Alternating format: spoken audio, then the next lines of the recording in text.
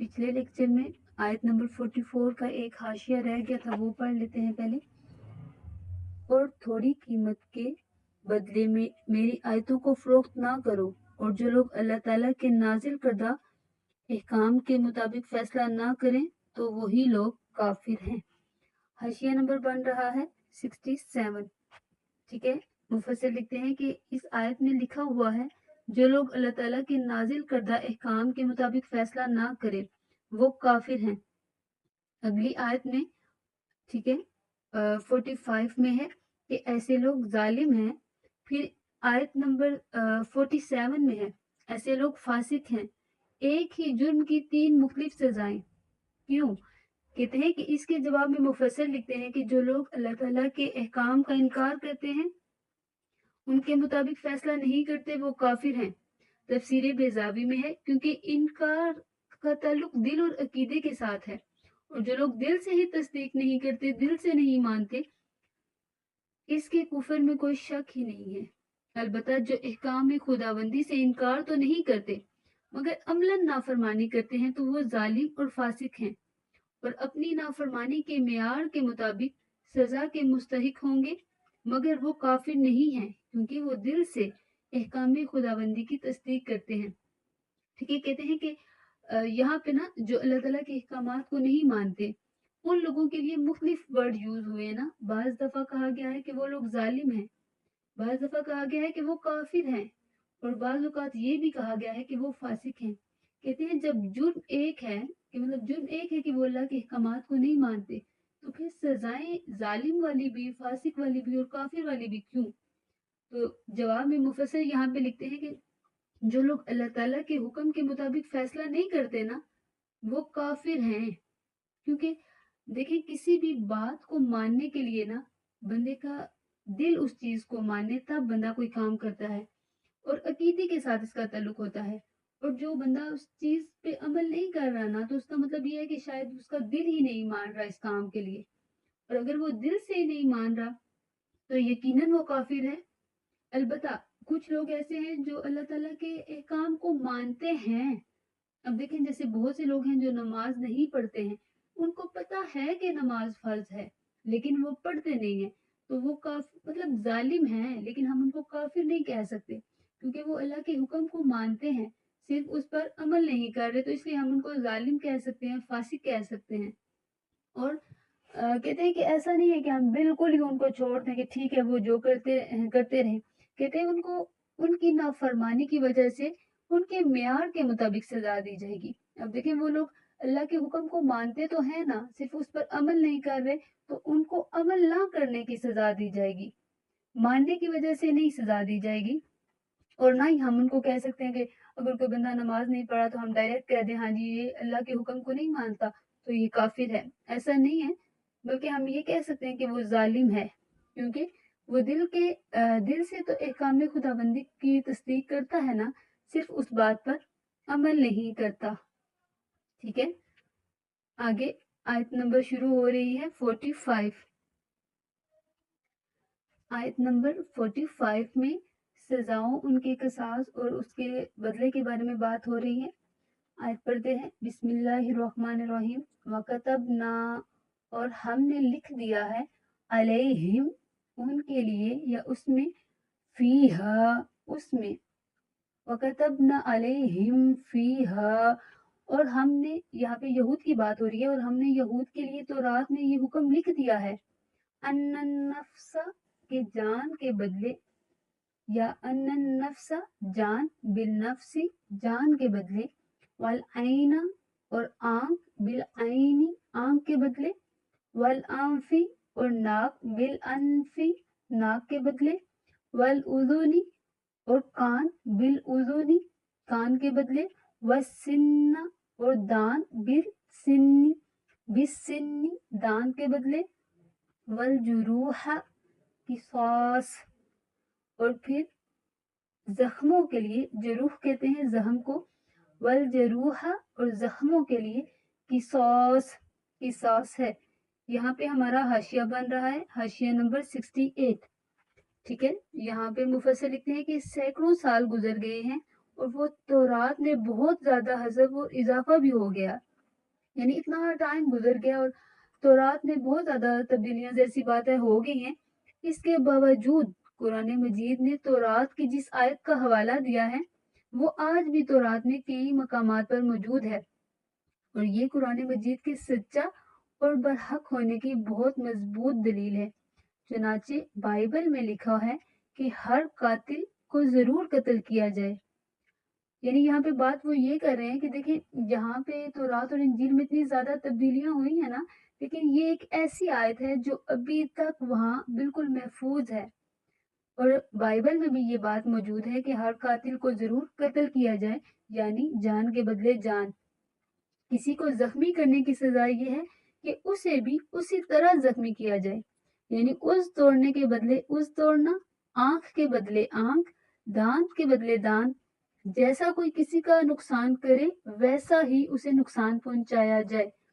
ठीक है, कहते हैं कि मतलब तौरात, इंजील, कुरान मजीद सब में ये आयत मौजूद है कि जिस तरह कोई इंसान किसी को नुकसान पहुंचाता है तो बदले में बिल्कुल उसी तरह का नुकसान उसे पहुंचाया जाए। अगर किसी बंदे ने किसी की नाक काट ली है तो बदले में उसकी नाक काटी जाएगी। अगर किसी ने आंख फोड़ दी है तो बदले में आंख फोड़ी जाएगी। ठीक है, इसी आयत का अगला हिस्सा है फमन, बस जो शख्स तसद्दका बिही, इसको माफ कर दे, ठीक है, फहुआ, तो वो कफ़ारतुल्लहु, तो वो उसके लिए कुफारा है। देखिए अल्लाह ताला ने वाज़ेह तौर पर इस चीज़ का हुक्म दिया है कि अगर कोई शख्स आपको नुकसान पहुंचाता है तो आप उसको उसी तरह का नुकसान पहुंचा सकते हैं।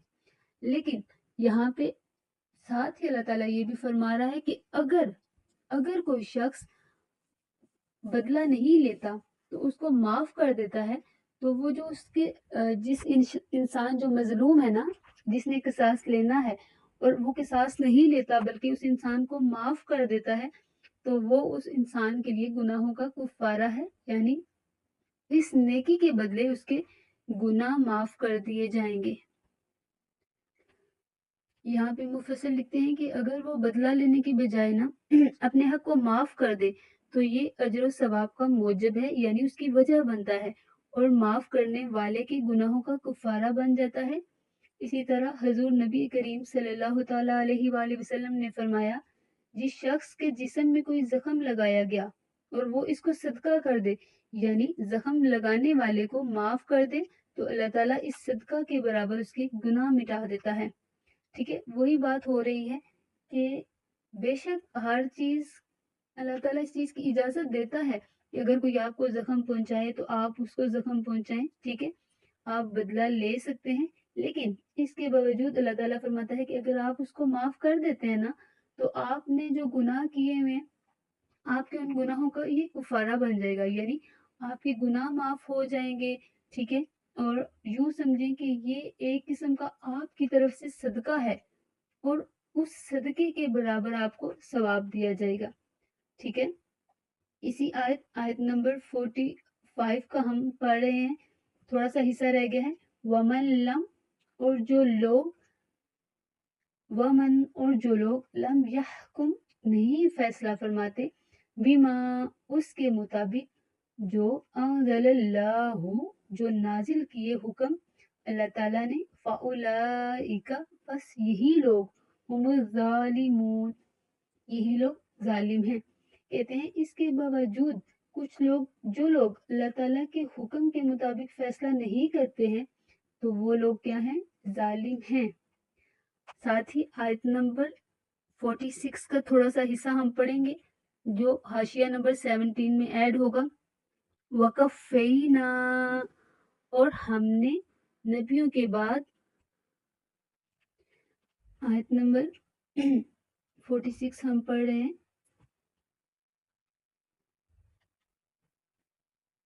वकफ़ैना, और हमने पीछे भेजा, कफ़ैना मतलब एक के बाद एक, अला, पर, आसारिहिम, आसार वैसे कहते हैं किसी के निशान को, उनके निशाने कदम, बी ईसा बिन मरियमा, ईसा बिन मरियम को, यहाँ पे उनके कदमों के ऊपर भेजना, यानी उनके पीछे भेजना का मतलब ये है کہ ایک کے بعد ایک نبی کو بھیجا.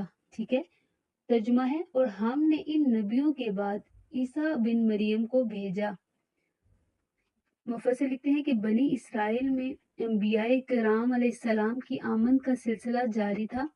پہلے ایک وقت میں ایک سے زائد انبیاء بھی آتے رہے ہیں, لیکن حضرت عیسیٰ علیہ السلام کے زمانہ میں کوئی اور نبی نہیں تھا.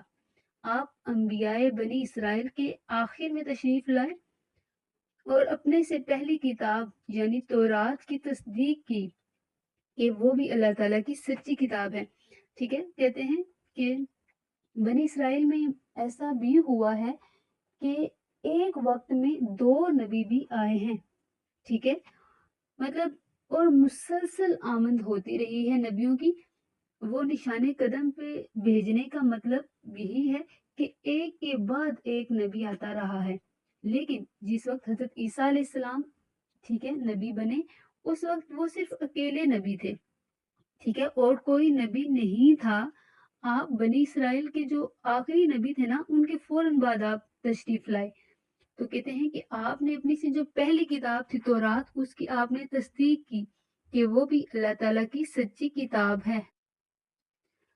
وہی جو آیت چل رہی تھی, اب اسی آیت کا اگلا حصہ ہم پڑھتے ہیں.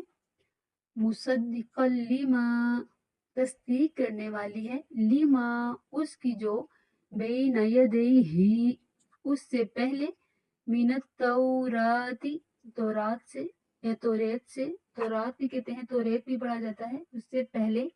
وآتیناہ اور ہم نے اسے دی, انجیل انجیل, فیہ اس میں, ہدی و نور اس میں ہدایت ہے اور نور ہے.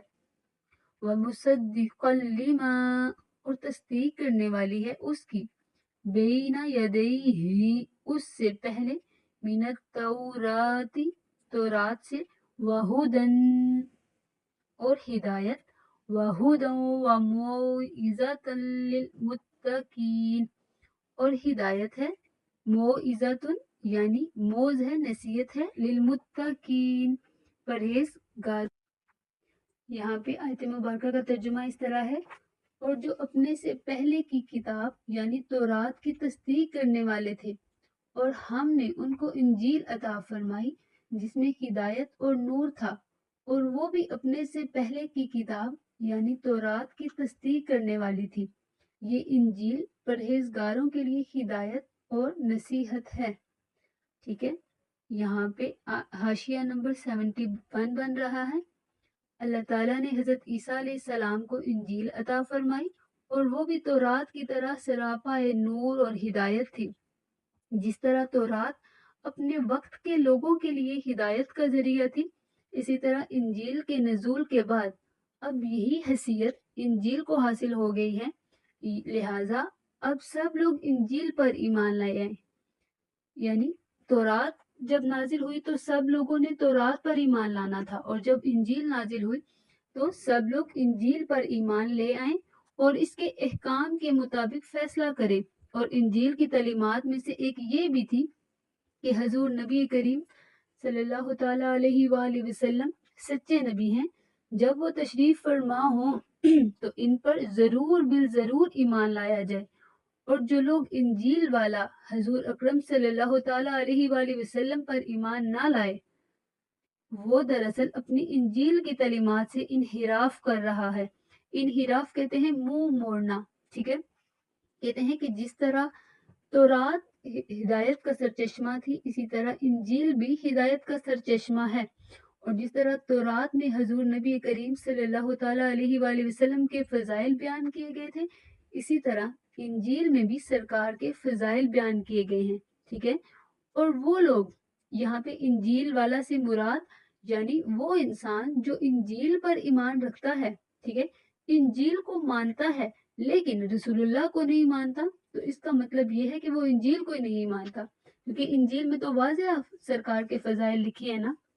تو جو انسان انجیل کو نہیں مانتا وہ قرآن کو نہیں مانتا, اور جو رسول اللہ کو نہیں مانتا تو اس کا مطلب یہ ہے کہ وہ اپنی کتاب کو ہی نہیں مانتا. کیونکہ اگر وہ اپنی کتاب کو فری مانتا ہے تو اس کا مطلب ہے کہ اس کو رسول اللہ کے فضائل پتہ ہونے چاہیے, اور سرکار پر ایمان اس کو ہر حال میں لانا چاہیے. لیکن وہی بات کہتے ہیں کہ جو سرکار کو نہیں مان رہا نا، تو وہ دراصل اپنی تعلیمات اور انجیل سے منہ موڑ رہا ہے، وہ اس کو ماننے سے انکار